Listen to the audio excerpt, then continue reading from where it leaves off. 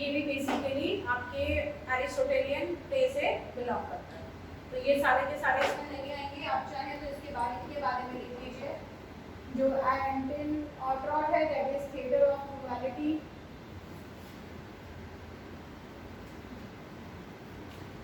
ठीक है, रेनहार्ट तो इसी से ही है, मार्टिन एस्लिन एब्सर्ड थिएटर। इसमें दो ही बचे, right? Third option is right. The theological treatise Ecclesiastical Polity was written by. The theological treatise Ecclesiastical Polity was written by Richard, Hooker, Bacon, Hooker. उसके सारे वर्क साइंस और मैथमेटिक्स से related है, तो ये तो यहाँ पे वैसे ही ऑप्शन कर दिया कि इसके सारे या तो लिटरेचर से रिलेटेड हैं या फिलॉसफी, मैथमेटिक्स, साइंसेस। हॉकुल्ट किस में आता है और हुकर पॉलिटिक्स, ये दो पॉलिटिशियंस हैं, लेकिन ये वर्क किसका लिखा है? Richard Hooker. ठीक है, एग्लेसियास्टिकल पॉलिटी किसका है? हुकर का। हम हॉकुल्ट को तो पढ़ते भी नहीं, उसके एसेज जो है वो हम पढ़ते भी नहीं। हुकर का वर्क आपके इसमें आता है। Next, who wrote the popular instruction manual for the fisherman titled The Complete Angler and the Comparative Man's Recreation? ये जो वर्क है ना कंप्लीट एंगलर, ये बहुत इंपॉर्टेंट वर्क है क्योंकि वो इंस्ट्रक्शन है फिशरमैन के लिए। आपने जो वर्क पढ़ा था द टेल ऑफ टॉम, किसका वर्क है? उसमें गॉड का क्या दिखाया है? फिशरमैन। ठीक है, why it is a book for fisherman? जैसे हम यहाँ पे कहते हैं कि जो फर्स्ट मैन था, जिसे हम आदिमानव कहते हैं, the first man on earth was, उसका ऑक्यूपेशन क्या था? हंटिंग। ठीक है, उसका ऑक्यूपेशन हम लोग क्या मानते हैं? हंटिंग मानते हैं। या हम लोग बेसिकली जो पुराना आदिमानव के रूप में किसी की पूजा करते हैं तो किसकी करते हैं? फिशरमैन की करते हैं। हम लोग फिशरमैन की पूजा कहाँ पे होती है? फिश की या फिशरमैन की पूजा बंगाल साइड पे होती है। ठीक है, और हम लोग यहाँ पे किसकी पूजा करते हैं? हर तीज त्योहार देखोगे पूरे इंडिया में तो किसकी होती है? एग्रीकल्चर की। ओणम, बिहू, ठीक है, पोंगल, जो भी आप देखते हो तो वो हम लोग किसकी पूजा करते हैं? एग्रीकल्चर और फील्ड की पूजा करते हैं। लोहड़ी से लेके बसंत वगैरह सब उसी की पूजा होती है, एंड तक दिवाली तक ओणम पोंगल की भी वही पूजा होगी। पोंगल पे तो ये सारी की सारी किस चीज को लेके? एग्रीकल्चर को लेके। लेकिन जब हम बिहार या बंगाल की बात करते हैं तो they are more dependent on the fishing, तो वो लोग फिशेस की भी पूजा करते हैं उनके जो तीज त्योहार होते हैं। सिमिलरली ये लोग, because there was no agriculture, मैंने आपको ब्रिटेन की हिस्ट्री में भी बताया था कि these people when they were discovered they were living as they were dependent on the raw fleshes of the fishes and the oils. So obviously इनके लिए first man क्या कर रहा था? Fishing. देखिए इंस्ट्रक्शन किसके लिए? फिशिंग मतलब फिशरमैन मतलब कॉमन मैन। इंग्लिश अगर हम लोग बोलते हैं तो उनके जो एंग्लोस थे, Angles was a fisherman tribe. Why this is a book for fisherman? Because they resemble as their this as a ancient occupation and you can say the ancestral occupation कि यही हमारे पूर्वजों का काम था। वो फिशरमैन थे, तब उन्होंने यहाँ आके किंग बन गए। तो obviously this is a book for fisherman। अब फिशरमैन का कौन सा वो रहेगा इसमें से? बुक का क्या नाम रहेगा? Complete angular. Angular, the angle they use for the fishing, तो एंगल से एंग्लोस, राइट? अब आपकी इसमें चार राइटर दे रखे हैं, Jeremy Taylor, Richard Baxter, Thomas Hobbes and Isaac Walton, right? Thomas Hobbes was a politician, इसके फिलोसॉफिकल वर्क्स थे और इसका मेन वर्क्स कौन सा है? थॉमस होब्स का Leviathan, which is about the princes, kings and politics, right? Option नहीं है ये तो हमारा ऑप्शन कट हो गया। This is all about politics.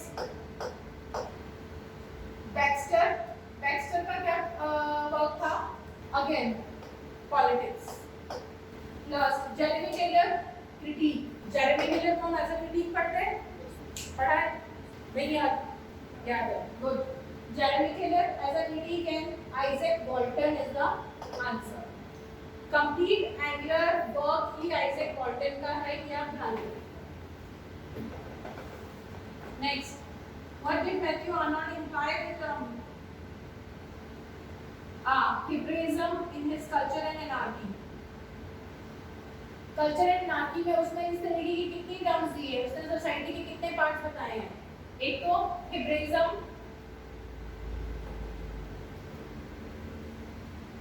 ठीक है, Philistine, barbarians,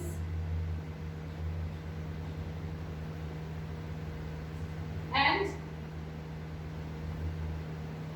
tyrant,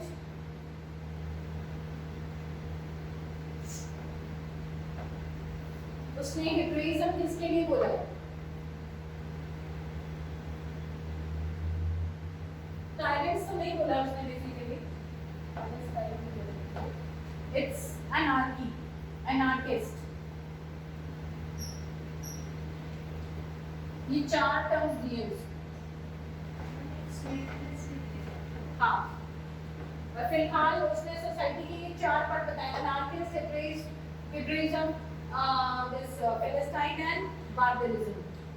अब इसमें से यहाँ पे ये पूछा गया है कि हेब्रिज्म किसके से बिलोंग करता है. अगर आपको इन चारों का पता है तो ये चारों यहाँ पे दे रखे हैं.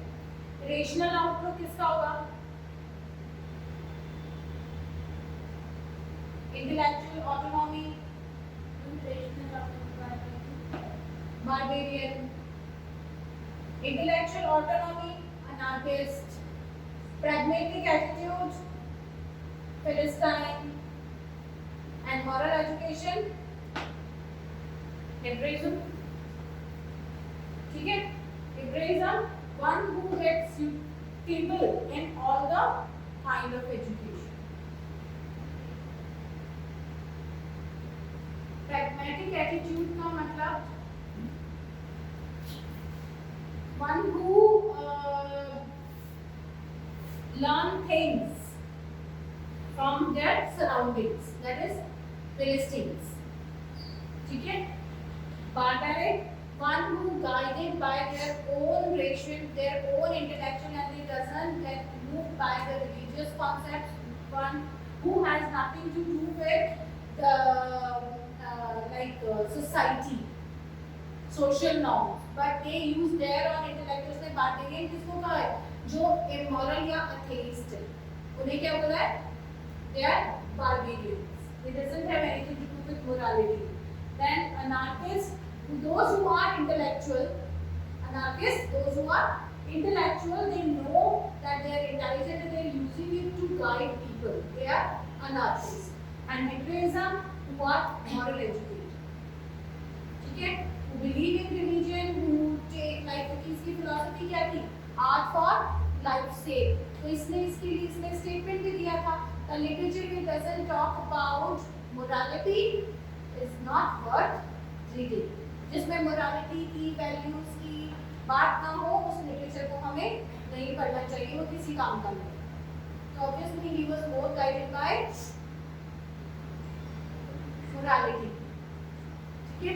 Religious upliftment की बात की थी ना कि society में रिलीजन और मोरालिटी को बनाए रखने का दायित्व किसके ऊपर है? केवल एक पोएट के ऊपर है. एक पोएट, एक राइटर, एक literary person is the only one who can maintain religion, who can maintain the moral values in society. ये उसकी ड्यूटी है. लेकिन इसी के ऑपोजिट ऑस्कर वाइल्ड ने क्या कहा था? Oscar Wilde has said that the poet will do the duty of maintaining the morality in the society when he will write his own feeling. तो जो उसके दिमाग में वो कब लिखेगा? जो उसके दिमाग में वो लिख ही नहीं पाएगा, because he will always have a burden of morality. कि मैं ये नहीं बोल सकता, लोग क्या सोचेंगे, मुझे ये नहीं बोलना चाहिए, लोग क्या सोचेंगे, अगर मैंने ये बोला तो क्या होगा, क्या सोचेंगे, लोगों पे क्या असर पड़ेगा. अगर इस चीज को इतना पोएट सोचेगा तो उसकी रियलिटी जो दिमाग में है, उसकी रियल पर्सनालिटी तो सप्रेस हो जाएगी. वो रियलिटी तो कभी लिख ही नहीं पाएगा. ठीक है. There are every type of writers and directors. हर तरीके की मूवी बनती है.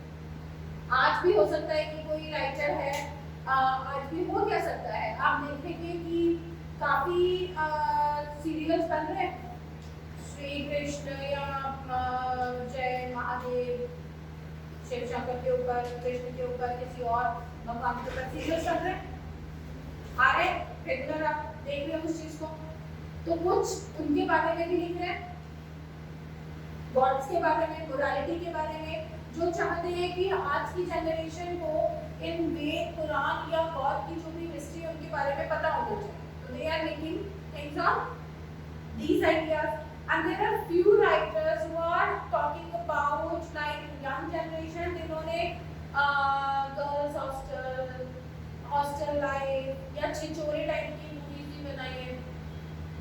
They have crossed all the bars. Bathroom में उन्होंने कुछ नहीं छोड़ा, उन्होंने न्यूडिटी में कुछ नहीं छोड़ा. तो every type of writer is there. But अगर जो वो सेकंड कैटेगरी ऑफ राइटर की मैं बात कर रही हूँ, जो गर्ल्स हॉस्टल लिख रहे हैं, गर्ल्स हॉस्टल के अंदर they are talking about all kind of opportunity की गर्ल्स हॉस्टल में लड़कियां भी क्या करें. ठीक है, ऐसा नहीं है कि वो बड़ी शर्मीली और बहुत एटिट्यूड के अंदर है, नहीं. They are doing each and every nonsense that is possible. ठीक है, हर चीज को लेके वहां पे भी मजाक मस्ती, और वो एज पर अपना रह रही है विदाउट, अगर हम फ्रॉडियन कॉन्सेप्ट में बोले तो without super ego and ego. अपने रूम में दिया है ना आईडी पोजीशन, सोच ले जो सोचना, right, their real face, absurd face. तो वो भी एक राइटर है who wants to talk about the reality of life, और एक वो राइटर है who is talking about morality. माँ वैष्णो देवी लिख रहा है, वो यहाँ पे मेंटेन करने की कोशिश कर रहा है चीजों को, ये यहाँ पे रियलिटी देने की कोशिश कर रहा है. बट दोनों में से what do you think which is best? Life style की तरफ ये हो गया, बट आज के टाइम में what do you think which is best? Right, so it's like कि both are necessary. One, for obviously to maintain balance in the society, and second part, reality जो हम जिसे हम कह रहे हैं कि हाँ ये एक्चुअली जो दिखा रहे हैं, वो इसलिए one who is transiting toward this age कि हाँ भाई हमारा बच्चा 10th में आ गया, 11th में आ गया, now they must be facing this age. उन्हें उन चीज़ों से बताने के लिए कि वहाँ पे ये चीज़, maybe you are not in that mind phase कि हम बच्चों को तो अभी, जैसे बच्चा छोटा है मेरा, मैं उसे बोलूँगी कि नहीं पड़ेगा ना हॉस्टल भेज दूँगी, तो इस लाइफ में हॉस्टल इज लाइक कारावास हो गया कि लोगों को काले पानी की सजा देना, मम्मी पापा से अलग कर देना. तो अगर आप वो चीज़ें दिखा रहे हो तो नहीं गेट टू नो कि यार केवल हॉस्टल ऐसा नहीं है. अगर आपका बच्चा बहुत शाय है तो वो शायद उस एनवायरनमेंट में फिट भी नहीं हो. तो it's not only about the child but it is also about the parents की रियलिटी देख लो कि क्या हो. हॉस्टल मतलब तुम ये मत समझो कि तुमने टीचर्स के पास छोड़ दिया बच्चे को और वो बच्चे के ऊपर नजर रखने, या कुछ नहीं पता बच्चा तुम्हारा किस डायरेक्शन में चला जाए. जो मोस्ट सब्जुगेटेड पर्सनालिटीज होती है ना, वो सबसे ज्यादा बम्बास्ट करके बाहर निकलती है इन चीजों में. पता लगा बच्चा ड्रग्स में पड़ गया, पता लगा बच्चा कुछ नहीं, क्योंकि वो बहुत इंट्रोवर्ट है, वो अंदर ही घुटता जा रहा है, राइट. और हो सकता है कि वो निकलते रह जाते. यहाँ पे दोनों कॉन्सिक्वेंसेस या रियलिटी को दिखाना जरूरी है. तो दोनों चीजें जरूरी है सोसाइटी में बैलेंस में. Got it? Fifth, the journal studio was founded in 1932 bye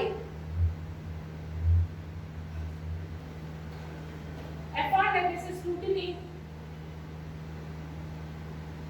आईआरएचएस का कोई मैगजीन नहीं था. आईआरएचएस का केवल एक ही ऐसे है प्रैक्टिकल क्रिटिसिज्म जो आप लोग न्यू क्रिटिसिज्म में पढ़ते हो. न्यू क्रिटिसिज्म ऐसे जो आप लोग रेड सब कर क्लीन ब्लू का आप एक वर्क पढ़ते हो दैट इज द गोल्डन बो. हेयर से वो पैराफ्रेज पढ़ते हो ना, टर्म नहीं याद है. न्यू क्रिटिसिज्म के अंदर है, ये न्यू क्रिटिसिज्म का ही है the scrutiny. Celebrities claim claims to fame rests on his diary. Dr. Primrose is a character in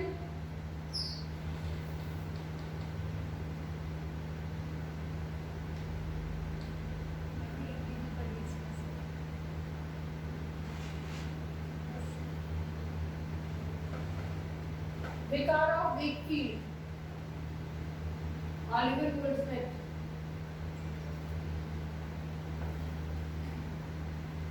Nicholas Nickleby किसकी है?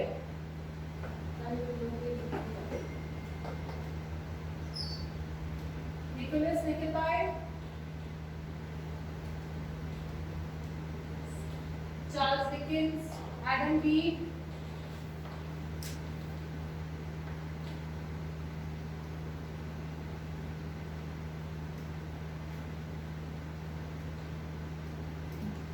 Charlotte Bronte, Joseph Andrews,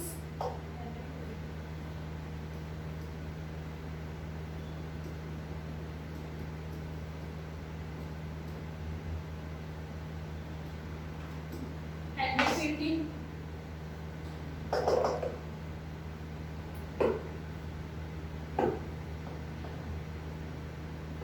so the baby was carried in a small baby box under the ancient women's shawl to the churchyard that night and buried in the lantern light at the cost of a shilling and the mint of beer to the sexton. In the shady corner of God's allotment where he lets the nettles grow, and all the unbaptized infant, notorious drunkards, suicide, and others of the conjectures dead are laid. Which novel in this Scott Taylor? बहुत easy है ये gas करने को अगर आप लोगों ने stories थोड़ी सी भी पढ़ी हो. First of all, the baby was carried in a small baby box under an ancient women's shawl. An unbaptized infant, notorious steps of Delbert Innes, Thomas Hardy.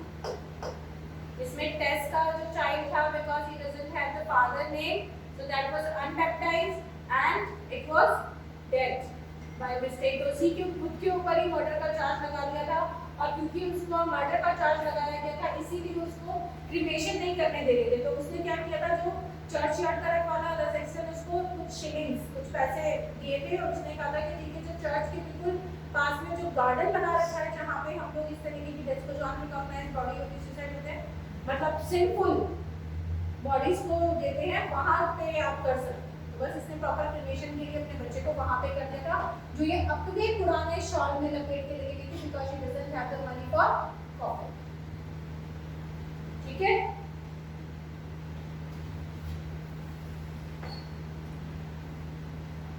Which of the following novel is written by Patrick White?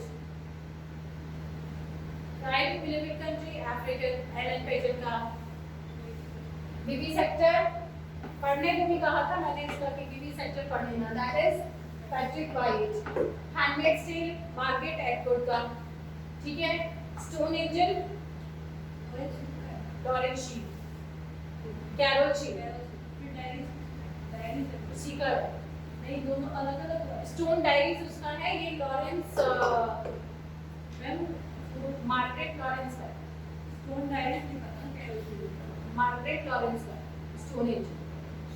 हाँ, Margaret Lawrence का stone angel है और उसका carol शील का stone diaries है. ठीक है. Next, which among the following is not written by Kamla Markandeya? Samina Fury, Now Where Man, Trying to Be Happy, The Golden Honeycomb. आप लोगों ने साथ साथ नहीं करी ना चीजें, उसकी वजह